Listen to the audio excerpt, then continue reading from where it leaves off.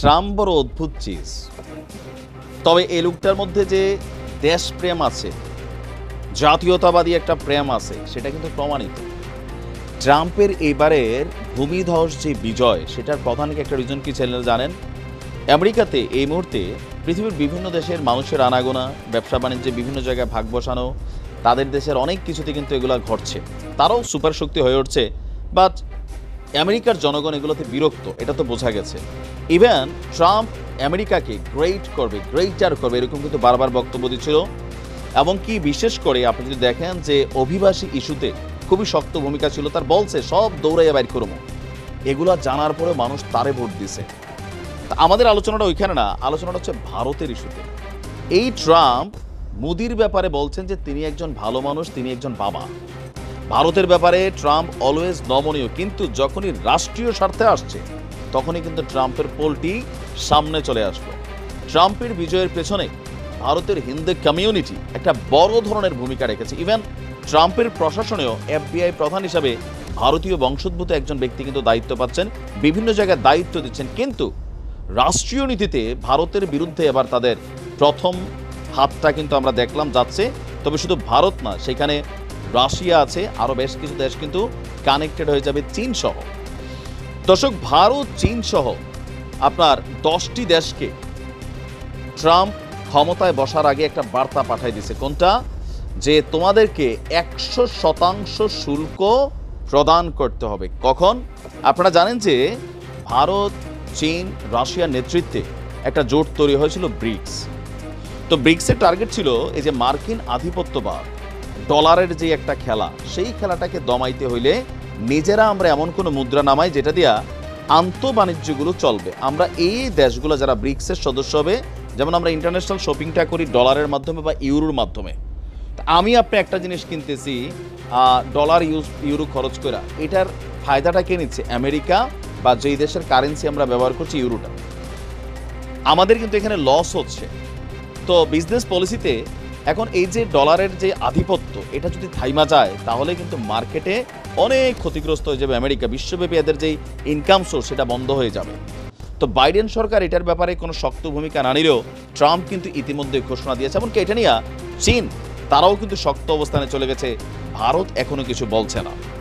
বিশ্ববাজারে ডলারের প্রভাব কমাতে যেই ব্রিক্স জোট আপনার একটা মুদ্রা আনতে চেয়েছিল, সেই মুদ্রা নিয়েই অলরেডি এই রাষ্ট্রগুলোকে সরাসরি ট্রাম্পের একটা বার্তা দিয়ে দেওয়া হয়েছে যে এখানে আপনার ক্ষমতায় গ্রহণের আগেই তিনি তার ব্রিক্সের সদস্য দেশগুলোকে নতুন কোনো মুদ্রা চালু করতে নিষেধ করেছেন। এটা কিন্তু গাইড জোন। তো ট্রাম্প এগুলা করবে, এগুলোর জন্য তার দেশ তাকে ক্ষমতায় বসাইছে। বিশ্ব বাণিজ্যে মার্কিন ডলারকেই প্রতিস্থাপিত করতে পারে বা এই মুদ্রাকে বাদ দিয়ে অন্য কোনো মুদ্রায় বাণিজ্য চলতে পারে, এমন কোনো মুদ্রাকে চালু হতে দিবে না আমেরিকা, হচ্ছে ট্রাম্পের সরকার। ব্রিক্সের সদস্য দেশগুলো নতুন কোনো মুদ্রা আনতে চাইলে যুক্তরাষ্ট্রের বাজারে ব্যবসা বাণিজ্যে তারা যে বিশেষ সুবিধা পায়, ছাড় পায়, সব বন্ধ করে দিয়া 100% শুল্ক আরোপ করে দেওয়া হবে। নিজের মালিকানাধীন সামাজিক যোগাযোগ মাধ্যম ট্রুথ সোশ্যালে করা এক পোস্টে তিনি আপনার এই তথ্য দিয়ে বলছেন, এসব দেশের কাছ থেকে আমরা একটা প্রতিশ্রুতি চাই এবং আমাদের বার্তা খুল্লা পৌঁছাতে চাই। কোনটা?